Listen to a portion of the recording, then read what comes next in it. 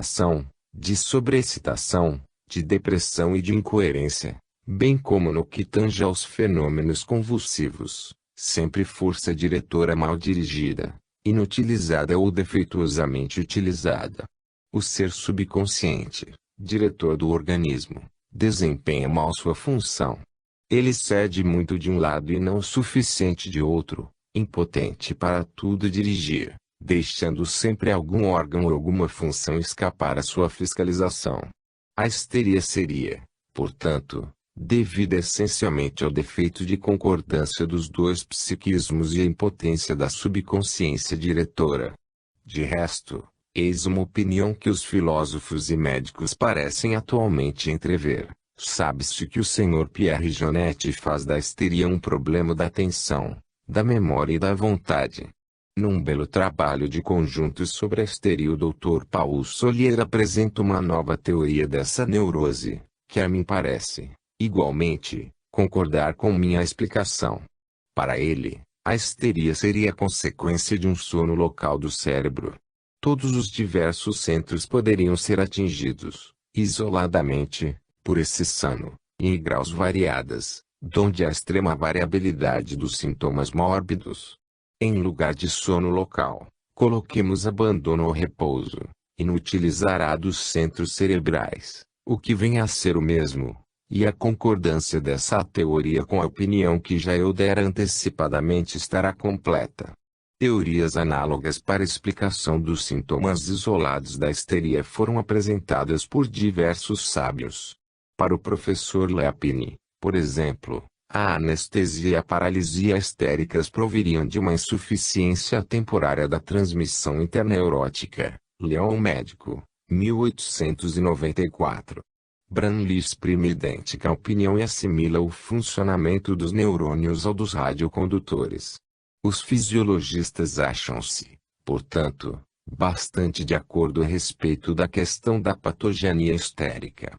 Apenas, esse repouso, esse sono dos ditos centros cerebrais, essa insuficiência da circulação nervosa, etc., constituem uma verificação, e não uma explicação propriamente dita. Qual é a causa íntima do fenômeno? É isso que nem a teoria do Dr. Solier nem as análogas nos ensinam.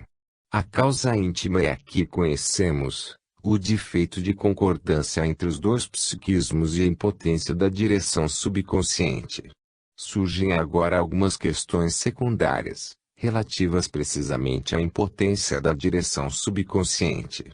A que razões se devem atribuir esse defeito de concordância e essa impotência? Podem elas ser múltiplas, como são sempre as causas secundárias. Comodamente as encontraremos quando nossa patogenia da histeria for admitida e estudada. Algumas, desde agora, podem ser fornecidas. A subconsciência diretora pode ser impotente, porque sua união com a consciência e com o organismo está mal garantida, produzindo-se, então, fácil e espontaneamente, inúmeros fenômenos elementares de exteriorização. A imperfeição dessa união a poderá mesma ser congênita ou adquirida, origem traumática, infecciosa, tóxica, reflexa. B. A consciência diretora pode ser impotente porque deve lutar contra sugestões exteriores, contra os efeitos de uma contenda, de um gênero de vida, de um sistema de educação, etc., desviando o ser de sua via natural. Aí está uma causa secundária frequente da histeria. Desde que o ser saia de sua vida normal, desde, sobretudo, que ele vive em desacordo com as leis naturais, a natureza, vinga-se cruelmente a neurose sobrevém. Sabe-se o quanto a histeria é frequente nos conventos, é a tara habitual dos anormais. C. Finalmente, a subconsciência diretora pode ser impotente por natureza, realmente inferior à sua tarefa, porque está unida a um organismo por demais complicada para ela, por demais aperfeiçoado para que ela saiba utilizá-lo convenientemente. Os histéricos dessa categoria seriam simplesmente neuropatas inferiores. Concebe-se imediatamente, em vista desses neuropatas inferiores, uma categoria de neuropatas superiores, cuja individualidade subconsciente está muito acima de um organismo grosseiro. A atividade subconsciente acha-se em perpétua luta contra uma cerebração defeituosa, contra um instrumento orgânico e sensorial do qual ela não retira todo o partido que desejaria, e que ela exaure em vão. A luta e a tortura traduzem-se no ser consciente por um mal-estar e por problemas diversos. No neuropata superior, a influência subconsciente, portanto, não peca por insuficiência, mas por excesso. Além dos mal-estares orgânicos, o neuropata superior sofre moralmente, porque vê sempre melhor o que lhe falta, e, pior, o que ele possui, uma vez que tem a intuição muito clara da limitação de suas forças, de suas faculdades e de seus conhecimentos, bem como de seus sentimentos afetivos. Por outro lado, a consciência intuitiva ou raciocinada que ele detém da solidariedade universal multiplica-lhe as penosas emoções. A humanidade ainda se acha muito longe do seu ideal de liberdade, de justiça e de amor. Os neuropatas superiores são uma legião. A maioria dos grandes escritores, artistas ou sábios, a maior parte dos homens de grande talento, todos os homens de gênio, esses todos são, em gradações diversas, neuropatas superiores. Essa concepção da neuropatia explica suficientemente as semelhanças de superfície encontradiças entre os seres inferiores, como os histéricos vulgares, ou os monomaníacos, e os seres superiores, dos quais a humanidade se honra. Tal concepção torna vã essa lastimável teoria da degenerescência da qual a psicologia moderna havia abusado lamentavelmente. As analogias de conduta entre os neuropatas inferiores e os superiores, que eram invocadas em favor dessa teoria, explicam-se tão simplesmente quanto as analogias mórbidas. Concebe-se, por exemplo, que a ideia fixa e as intuições geniais possam, temporariamente, revestir-se da mesma aparência ou do mesmo resultado. Nos dois casos, verificar-se a indiferença em relação ao que não são objetivo atingir, o desprezo ou a desatenção para com os obstáculos, as bizarrices que pontilham a caminhada, etc.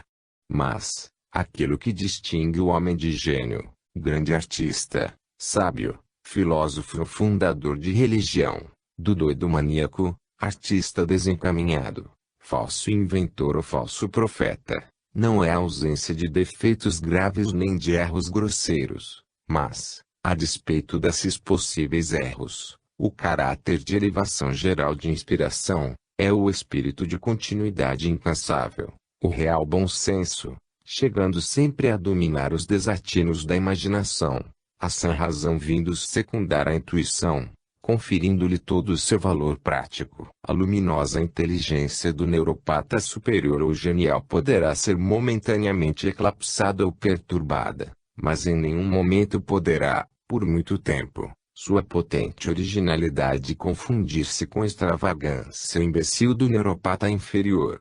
Muitos homens de gênio foram desdenhados ou perseguidos porque contrariavam as paixões, os prejulgamentos ou, simplesmente, a ignorância e a tolice de seus contemporâneos. Muito poucos foram, sem dúvida, completa e definitivamente desconhecidos.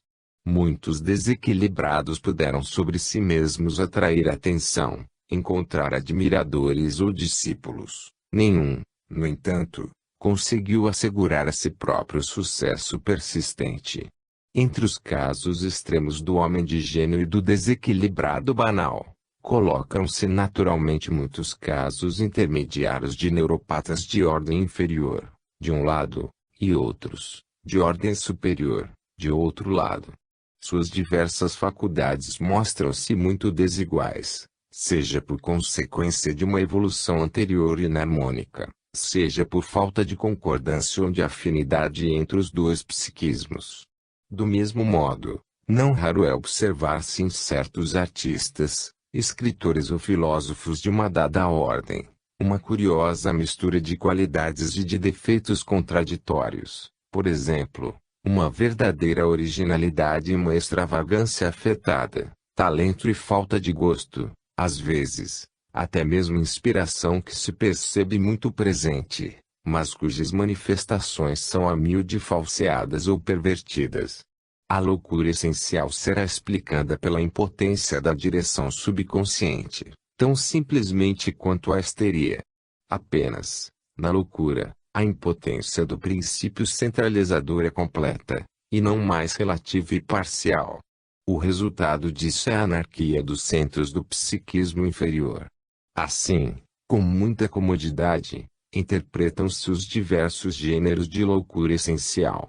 Forneçamos alguns exemplos. Suponhamos o psiquismo inferior em plena anarquia e mergulhado num estado de prostração anormal, devido a causas secundárias, tóxicas, infecciosas, reflexas, etc. Temos a melancolia.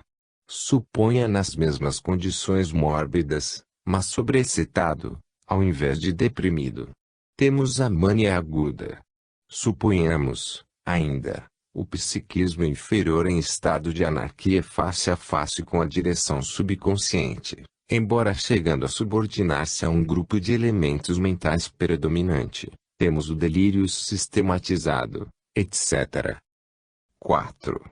Interpretação dos casos de personalidades múltiplas e, de um modo geral, das alterações da personalidade.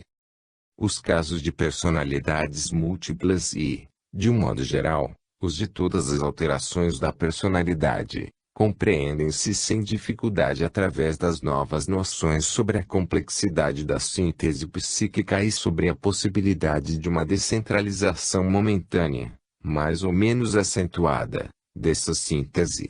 A supressão relativamente completa e mais ou menos durável da direção subconsciente é a condição essencial dessas manifestações. A descoordenação que dela resulta permite a manifestação preponderante de um dos grupos psicológicos, manifestação essa embarcadora ou isolada.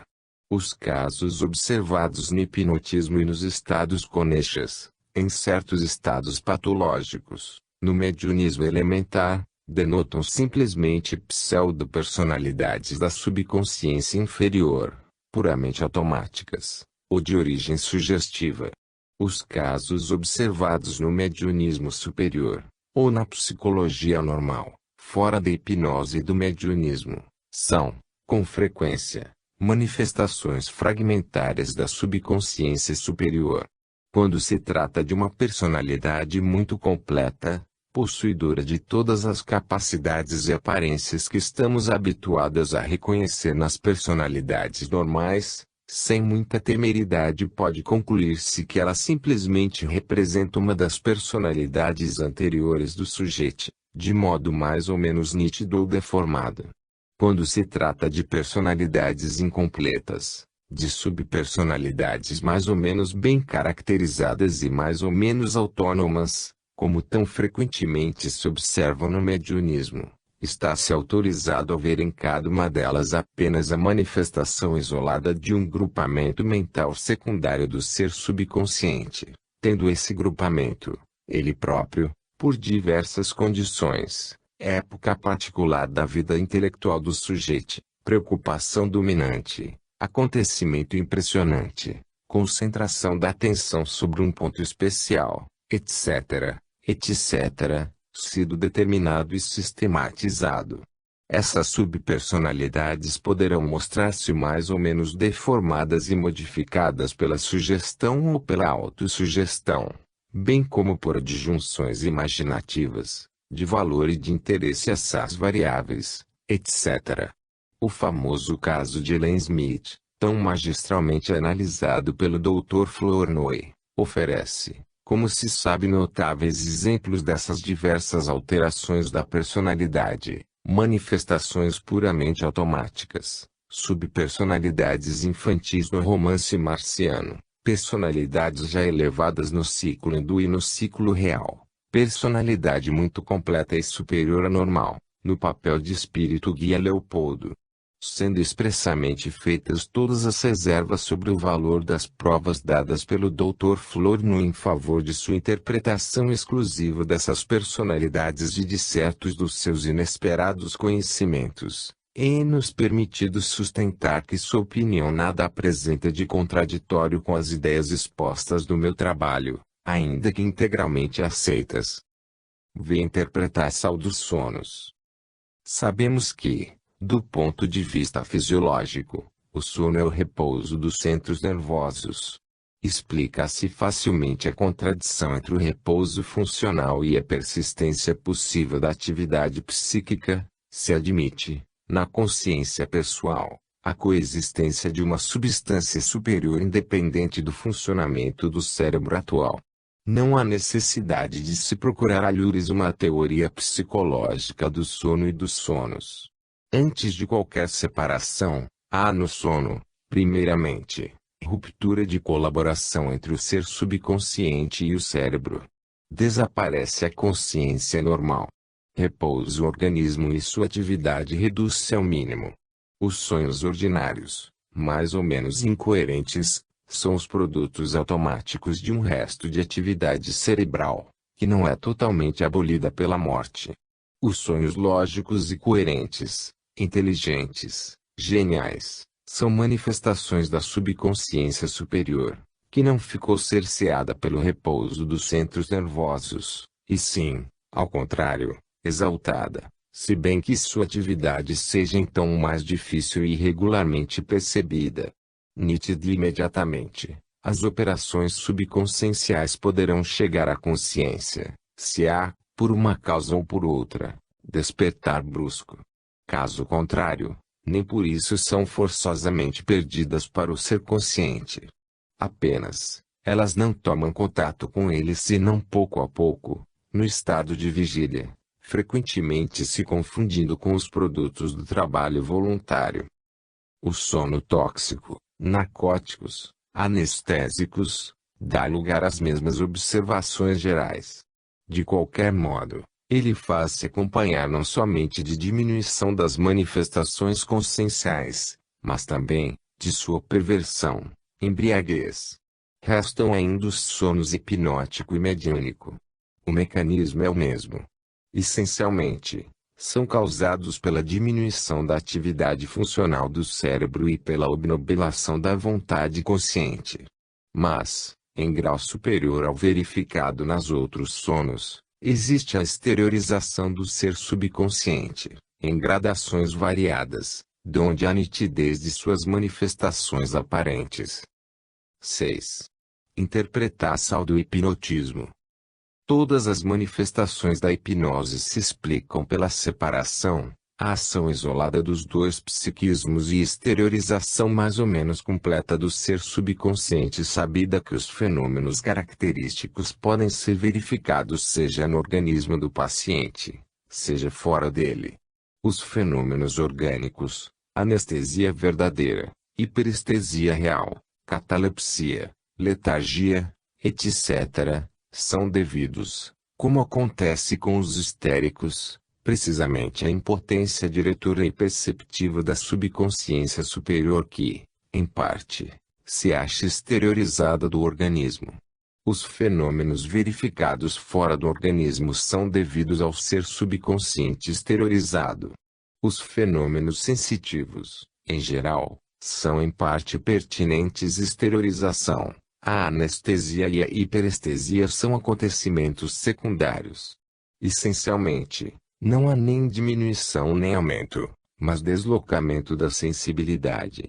Esta que desapareceu da superfície do corpo e dos órgãos dos sentidos, encontra-se, às vezes, transferida para linhas e polos de exteriorização, descritos pelo Senhor de Rochas. Desde logo, compreende-se como simultaneamente podem verificar-se dois fenômenos em aparência contraditórios, a insensibilidade orgânica e a percepção, fora da mediação dos órgãos sensoriais, de sensações tácteis, olfativas, auditivas, gustativas e visuais.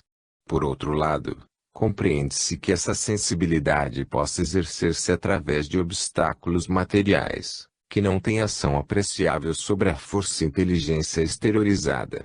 Finalmente, explica-se o estranho fato de que os sentidos diversos se exercem diferentemente sobre qualquer ponto da irradiação periorgânica. Comprovação de que todos os sentidos normais são condensados e sintetizados num sentido único sobre todo o organismo subconsciente. Os fenômenos supranormais, leitura de pensamento, lucidez, etc., serão os resultados da entrada em serviço das faculdades e dos conhecimentos transcendentais do ser subconsciente liberado.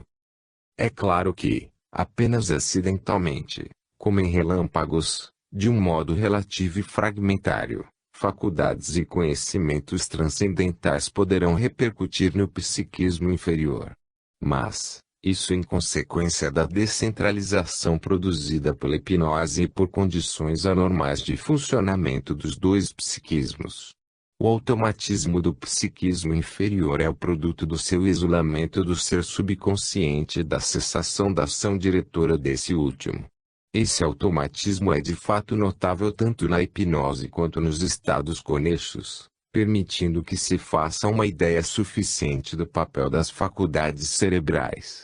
Permite, por exemplo, o reencontro, no paciente hipnotizado, de muitos conhecimentos habituais, ou aparentemente esquecidos do ser consciente. Isso pode explicar-se seja por um armazenamento desses conhecimentos na subconsciência inferior. Armazenamento esse análogo é ao que se opera na subconsciência superior, seja principalmente, pela ação dessa última na conservação da personalidade. Com efeito, o permanente esforço do ser subconsciente é suficiente para esclarecer como esses conhecimentos permanecem gravados no cérebro, apesar da contínua renovação de suas moléculas constitutivas, prontas para serem utilizadas na vida normal ou automaticamente nos estados anormais. Às vezes, como se sabe, o hipnotismo ou o sonambulismo permite a realização de atos automáticos mais perfeitos que os normais. Como o psiquismo inferior, nesses estados, se acha isolado de seu psiquismo superior, semelhante constatação poderia parecer contrária às ideias esposadas neste volume. Não é, na realidade, nada disso que acontece. A perfeição dos atos automáticos explica-se facilmente pelo fato de que todas as forças vitais se concentram, por assim dizer, em vista da execução de uma ordem dada, ante a obediência à sugestão ou autossugestão. E assim o fazem, sem reflexão, sem hesitação, sem distração. Daí o notável caráter do automatismo fisiológico ou psicológico, e mesmo a possibilidade de modificações orgânicas curativas ou desorganizadoras na hipnose e nos estados conexos. Passemos agora à sugestão poderá ela exercer-se. 1. Sejam sobre a consciência orgânica obnubilada. 2. Sejam sobre a subconsciência exteriorizada. 1. Sugestão sobre a consciência orgânica obnubilada, eis em que consiste. A vontade do magnetizador toma pura e simplesmente o lugar diretor da subconsciência exteriorizada. Desde então, dirige o organismo e a cerebração do paciente à sua vontade. Como, sem dúvida, o ser subconsciente, sobretudo sobre o psiquismo inferior, age pelo mecanismo da sugestão na vida normal, há na hipnose simplesmente mudança de influência sugestiva. A da subconsciência superior é exteriorizada e a do magnetizador é interiorizada. 2. Sugestão sobre a subconsciência exteriorizada. Explica-se essa sugestão pelo fato considerável, se bem que momentâneo, de a vontade subconsciente separar-se de seu instrumento cerebral. O ser subconsciente passa por uma obnubilação relativa que, facilmente, o fará submeter-se à potente influência do magnetizador. Quanto ao resto, essa obnubilação, além de ligada às fases elementares da exteriorização, é meramente passageira.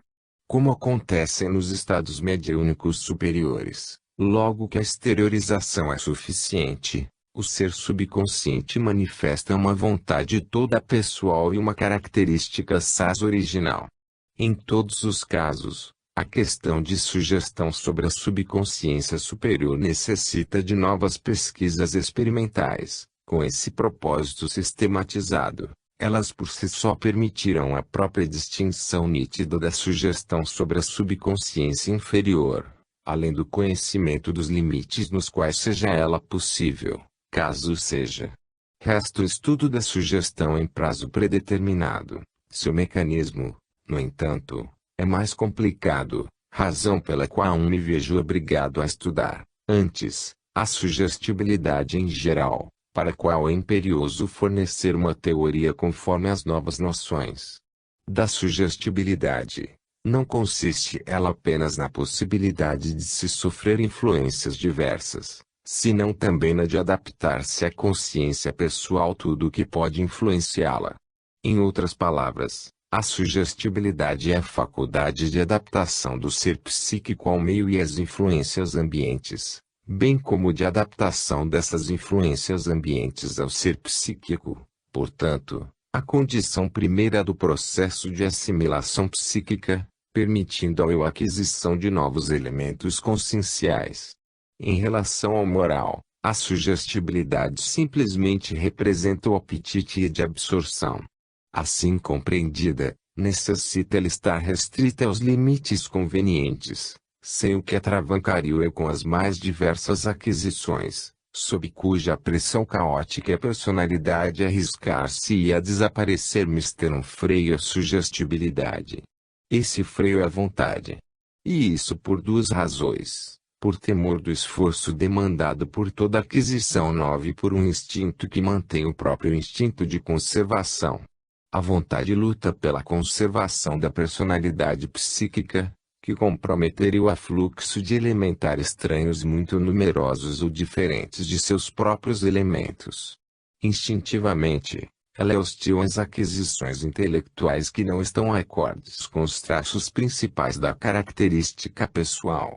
Numa pessoa qualquer, a vontade e a sugestibilidade atuam em razão inversa, como potência e como extensão. Estando essas noções gerais admitidas, estudemos a sugestibilidade em seus pormenores. É necessário considerá-la no estado de vigília normal, no sono normal e nos anormais. Sugestibilidade no estudo de vigília, posto que a sugestibilidade tenha por contrapeso a vontade, para que se mantenham em seus limites úteis será mister que o equilíbrio entre aquela e esta seja bom. Se for defeituoso, a sugestibilidade será ou muito forte, ou muito fraca. Intervém, no entanto, um outro fator importante, o da influência de uma vontade estranha à vontade consciente. Aquela pode ser ou a vontade interna do ser subconsciente, ou uma vontade exterior. Qualquer que seja a vontade diferente, subconsciente ou exterior, poderá influenciar a sugestibilidade do ser.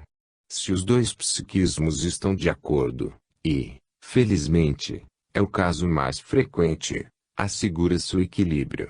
O psiquismo superior preenche seu papel normal de direção psicológica e a vontade consciente não mais passa do reflexo da vontade subconsciente, salvo exceções variáveis em importância e em frequência.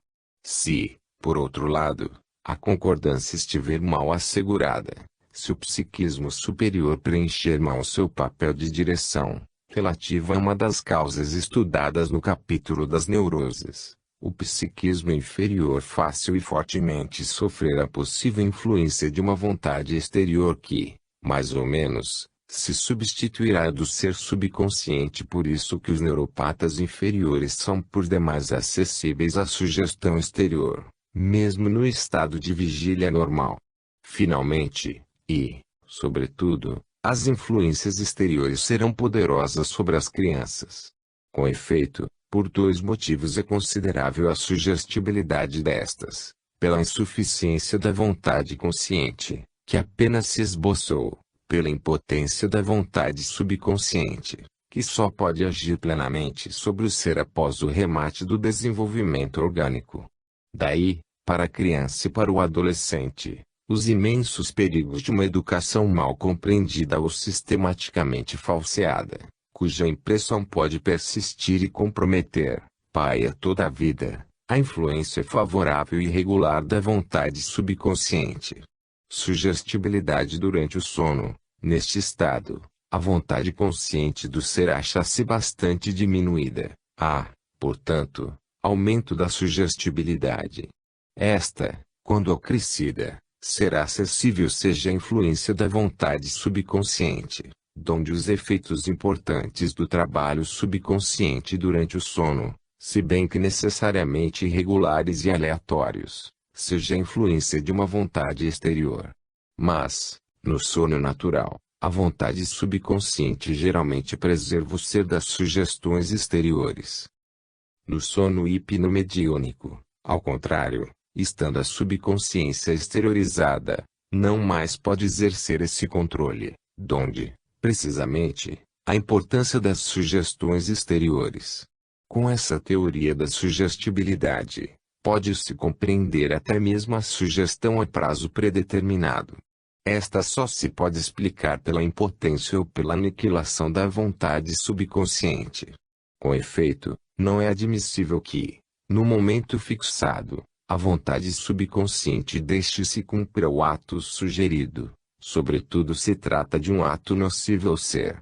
Segundo a expressão de Miers, parece singular que a divindade interior possa ser conduzida com tanta facilidade, a menor palavra. Tudo pode compreender-se. Não é a divindade interior que assim se deixa levar, é simplesmente o psiquismo inferior. A sugestão a prazo predeterminado, tal como a sugestão ordinária, só é todo-poderosa porque suplanta do ser subconsciente. Do mesmo modo, o ato sugerido só pode ser levado a cabo pelo prévio retorno do ser ao estado de hipnose em que se encontrava quando a sugestão foi dada. Sem dúvida disso, o magnetizador sugere a hipnose ao mesmo tempo em que o ato a ser praticado.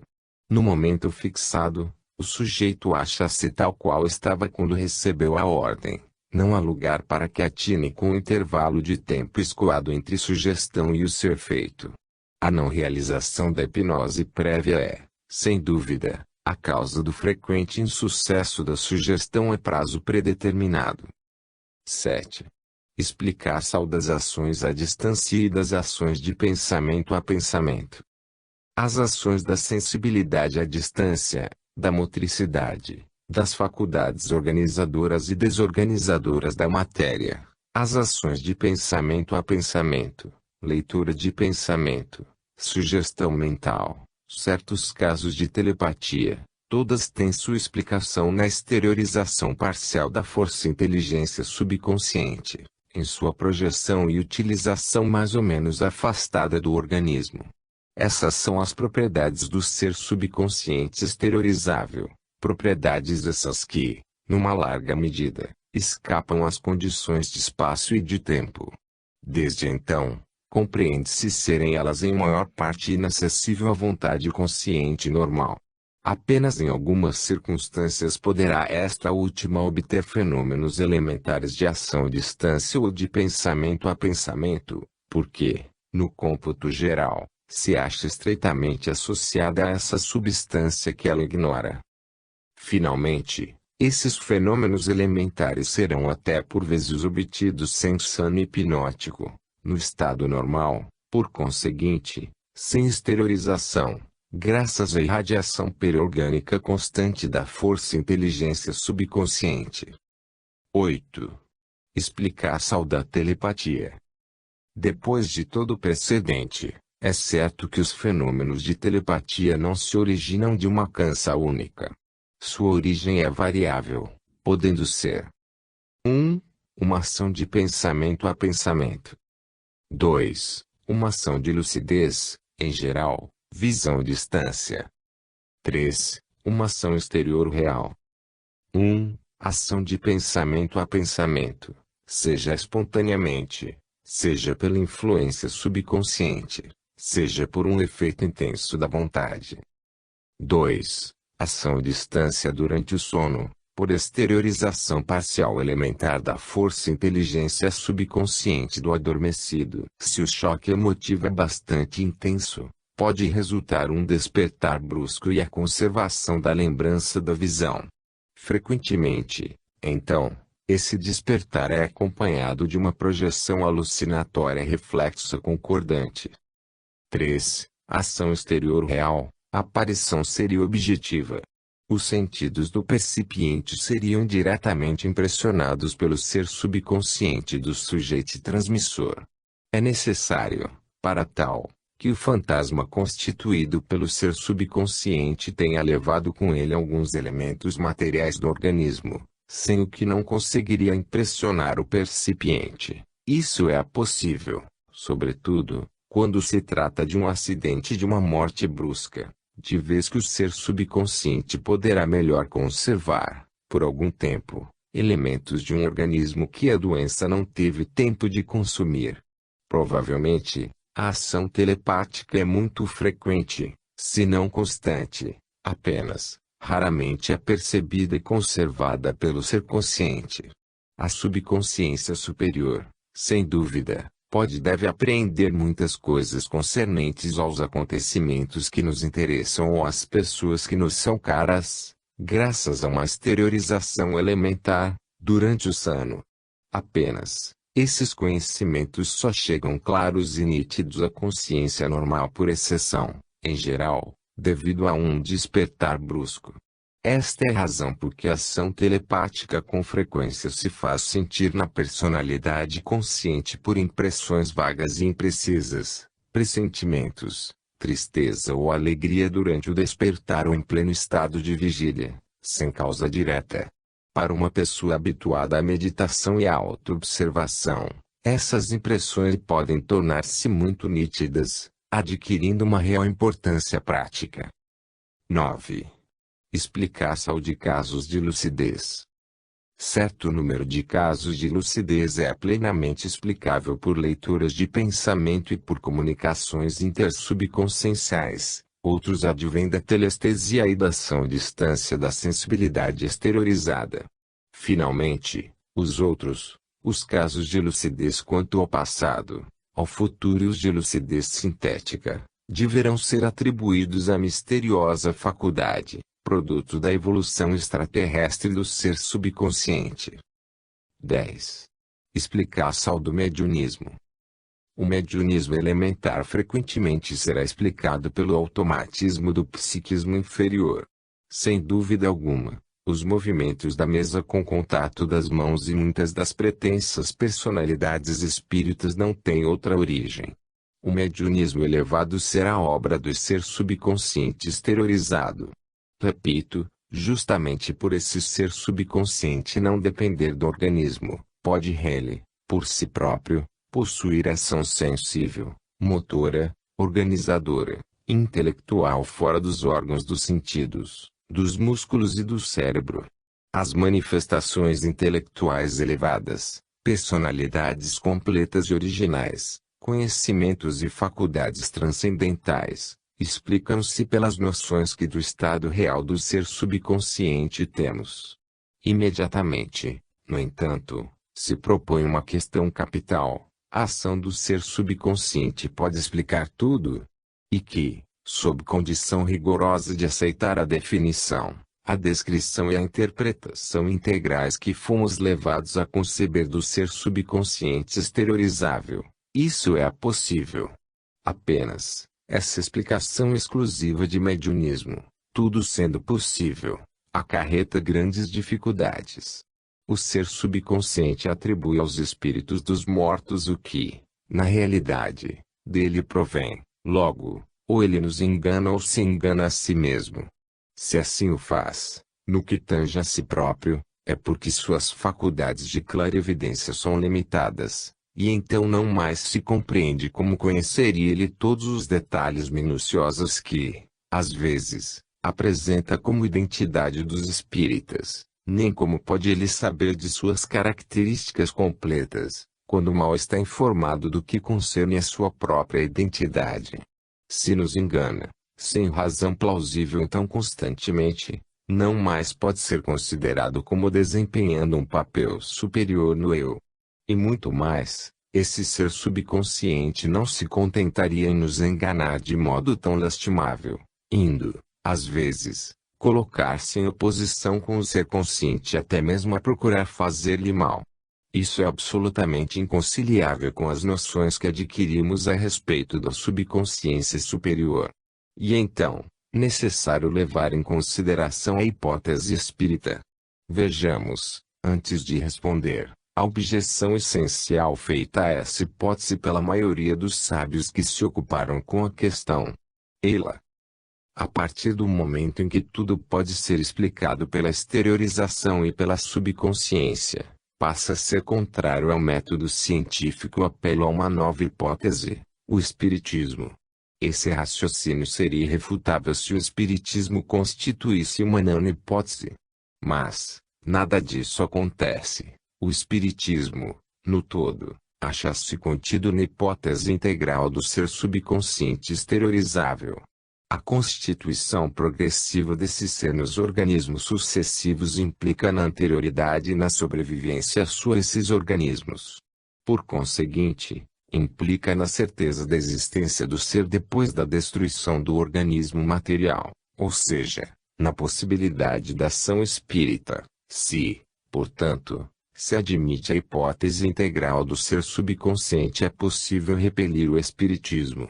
Todas as ações elevadas e ditas supranormais do mediunismo são, portanto, primeiro, o fato de o ser subconsciente do médium descentralizar, isolar ou exteriorizar os princípios inferiores de seu ser, para agir em diferentes condições das que presidem sua habitual colaboração com eles. Ou, segundo, o fato de um ser subconsciente desencarnado servir, do mesmo modo, dos princípios inferiores do médium descentralizado, para agir sobre o plano físico. Terminando, reconheçamos que as novas noções sobre as complexidades psicológicas do ser só podem tornar extremamente difícil e complicada a interpretação exata da origem e da verdadeira natureza de qualquer das manifestações ditas supranormais. Nem sempre é cômodo distinguir o que vem do psiquismo inferior daquilo que promana do superior, em face do que sabemos da perfeição possível dos atos automáticos. Mais difícil ainda é o distinguirmos o que é emanação ou ação do ser subconsciente do que é ação espírita. Em realidade, jamais se poderá apresentar alguma coisa que ultrapasse os cálculos de probabilidade. E, se nos desembaraçarmos de toda a ideia preconcebida, não menos verdadeiro que frequente será o fato de que a probabilidade para explicação espírita será realmente mais forte que para explicação subconsciencial. 11. Conclusão e resumo. A conclusão a qual cheguei relativamente ao ser subconsciente parece-me cientificamente inatacável, se admite a autenticidade dos fatos dos quais ela é deduzida. Somente pela negação ou pelo fato de duvidar dessa autenticidade é que se pode combatê-la. Não podemos, no entanto, negar todos os fatos. O hipnotismo, a histeria, as alterações da personalidade, as manifestações subconscientes elevadas na psicologia normal não são mais negadas do que negáveis. Ora, o que me choca é precisamente que nenhum desses fenômenos é compreensível fora da nova hipótese, e que, reciprocamente, uma vez sendo ela admitida, todos os outros fenômenos perdem sua aparência de maravilhoso e se explicam tão facilmente quanto os primeiros. Foi, portanto, em vão que se quis distinguir a psicologia anormal e a psicologia supranormal. A distinção repousa sobre nada de sério. Todos os fatos obscuros de uma e de outra são tidos como elos de uma mesma cadeia. Todos realçam uma mesma e só interpretação geral. Aí está o que explica o insucesso fatal e o caráter ilusório das tentativas de explicação parcial e isolada de um desses fatos. Na hipótese de agora querermos resumir em algumas linhas nossa concepção da psicologia, diremos: a síntese psíquica é constituída por dois psiquismos de natureza e origem diferentes: o psiquismo inferior, produto do funcionamento cerebral, o psiquismo superior do funcionamento cerebral. O que se chama de consciência normal é o resultado da colaboração dos dois psiquismos, colaboração na qual o psiquismo superior desempenha o papel diretor e centralizador. O que se chama de subconsciência é o resultado da atividade isolada do psiquismo inferior, subconsciência inferior, ou do psiquismo superior, subconsciência superior. O exame de todos os fenômenos psicológicos inexplicáveis pela fisiologia clássica é a observação nítida da separação dos dois psiquismos, bem como a distinção, por essa separação, de suas diferenças de natureza, origem e fins.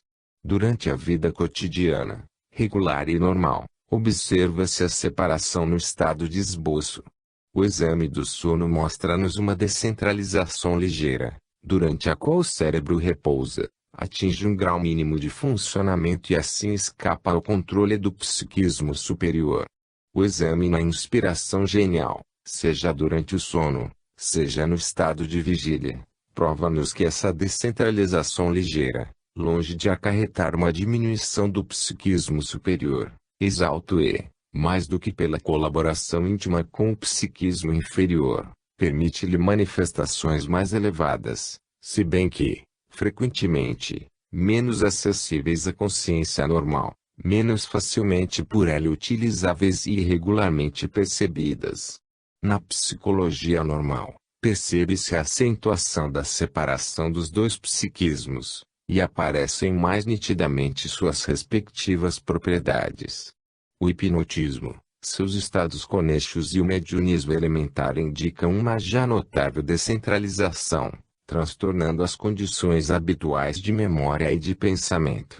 A ação isolada do psiquismo cerebral manifesta-se por seu automatismo, sua sugestibilidade exaltada, suas pseudo-personalidades à atividade liberada, ou melhor, a meia liberação do psiquismo superior manifesta-se pela transmissão acidental, mais ou menos nítida, de conhecimentos inesperados atribuídos geralmente à criptomnésia, pela manifestação passageira de faculdades ignoradas, às vezes até mesmo por relâmpagos de lucidez e por outros fatos supranormais.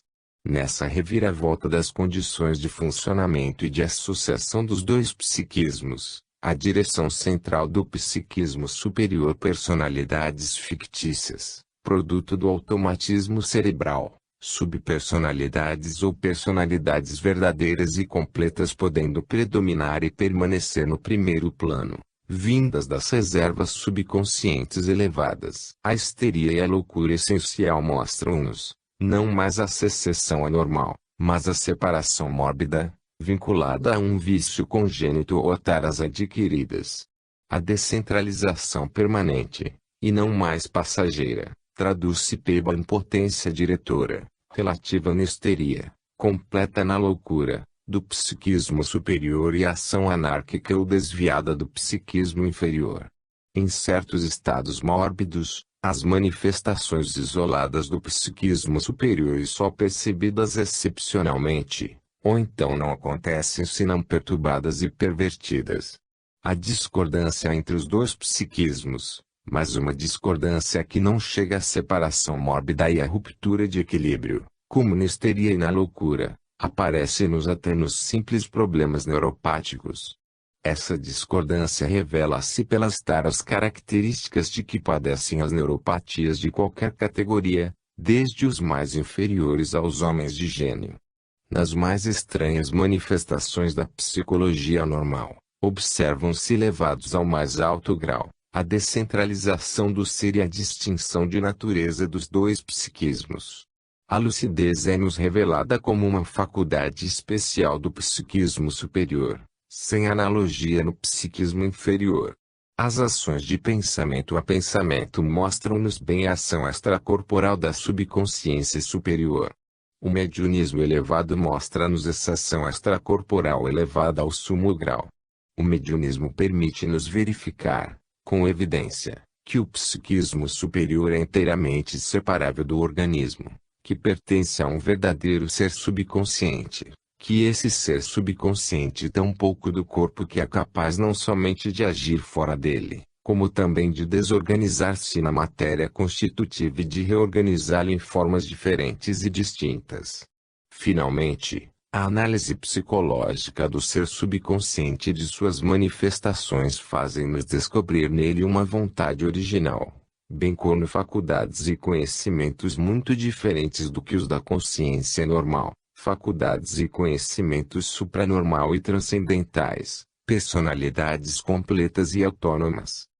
Essa análise permite-nos reconhecer no psiquismo superior uma síntese complexa, cujos elementos constitutivos apenas em mínima parcela provêm das aquisições da personalidade consciente da existência atual.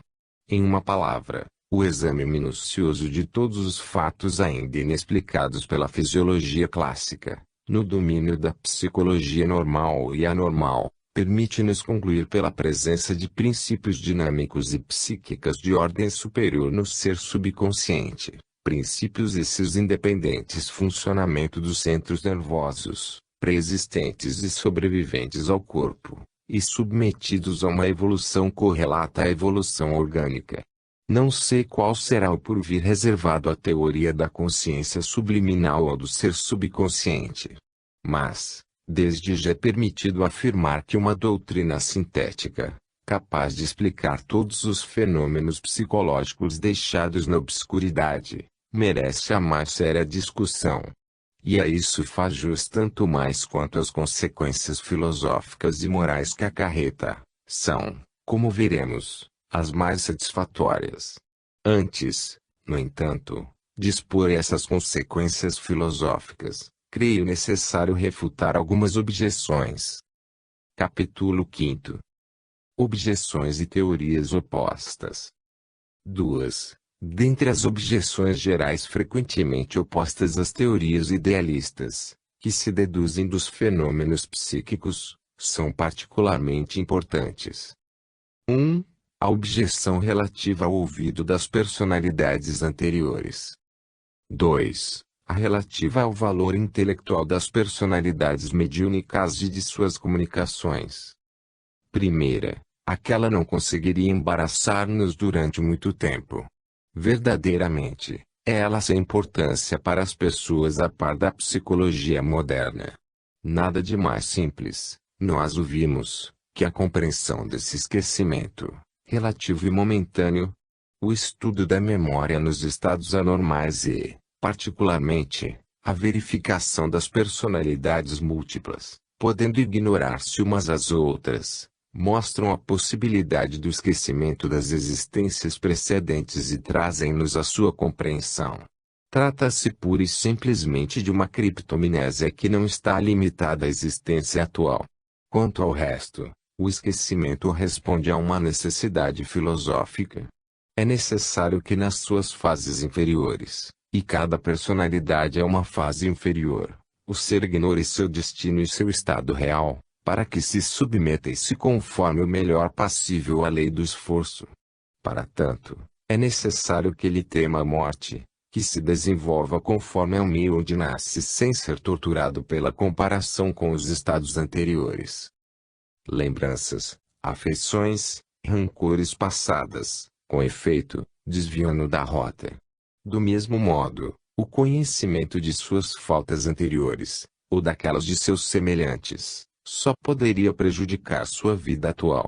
Do mesmo modo, enfim, a utilização das antigas aquisições psíquicas frequentemente o impediria de trabalhar como deve com vista a novas aquisições que lhe não pareceriam indispensáveis.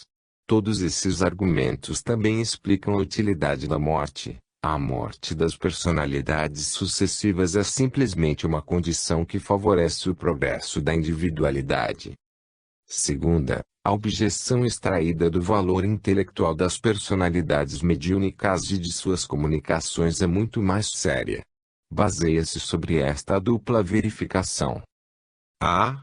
O valor intelectual de muitas das personalidades mediúnicas é assaz variável, mas frequentemente medíocre. B. Suas comunicações, no que concerne às questões de metafísica, são diversificadas e contraditórias. Infelizmente para os espíritas, diz Maxwell, pode uma objeção, que me parece irrefutável, ser feita ao ensinamento dos espíritos. Em todos os países do continente, eles afirmam a reencarnação. Na Inglaterra, ao contrário, os espíritos afirmam que não nos reencarnamos. De minha parte, creio ser que esta é uma objeção muito simplesmente refutável. Em primeiro lugar, é mister recordar-se que muitas das personalidades mediúnicas são pura e simplesmente personalidades subconscientes. São personalidades da subconsciência superior no mediunismo superior, mas, frequentemente, são pseudo-personalidades saídas do automatismo cerebral no mediunismo elementar.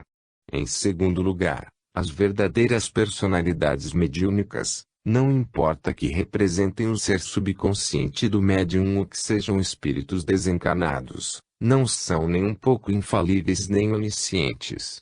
Segundo seu grau evolutivo, fruem de conhecimentos metafísicos ou de outros mais ou menos extensos, estando necessariamente sujeitas ao erro. Ora, são evidentes que, por muitas razões, concebidas copiosamente, a maior parte das personalidades que se manifestam nas sessões espíritas não é, salvo exceções, seres elevados, capazes de altas visões metafísicas.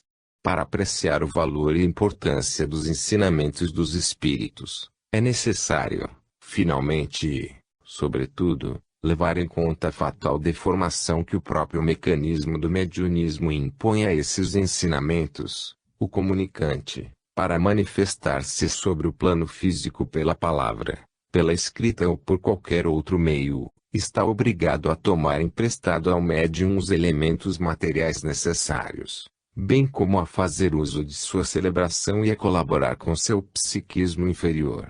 Desde então, compreende-se o problema considerável que deve produzir a inusitada utilização de órgãos ajustados ao médium, por ele e para ele talhados, e de um cérebro habituado a certa corrente de ideias. Além disso, pelo próprio fato de utilização de um organismo de empréstimo, o comunicante sofre uma espécie de reencarnação relativa e momentânea, a qual, como a encarnação completa, mais ou menos será acompanhada do ouvido do estado real, de uma obnubilação das faculdades e dos conhecimentos transcendentais. Com efeito, verifica-se que as comunicações parecem invencivelmente conduzidos às condições psíquicas pré-morte, manifestam-se não como são, mas como eram. Todas as comunicações de cunho um pouco elevado descrevem expressamente a fatal obnubilação que o mecanismo do mediunismo impõe ao pensamento. Esse pensamento não é jamais recebido integralmente e em sua pureza, mas sempre mesclado com elementos estranhos saídos do psiquismo automático do médium ou sugeridos pelos experimentadores, às vezes muito deformado ou totalmente perdido. Os mais preciosos ensinamentos seriam, evidentemente, os que houvessem sido dados não pela ação física, mas pela ação de pensamento a pensamento. Ainda aí, no entanto, a deformação é fatal. Se os ensinamentos são bem recebidos pelo psiquismo superior do médium, perdem-se ou se desnaturam durante a transmissão ao seu psiquismo inferior. Em suma, no estado atual de nossa evolução, as condições do pensamento sobre o plano físico não permitem conhecer, positivo e exatamente, senão o que é relativo ao plano físico.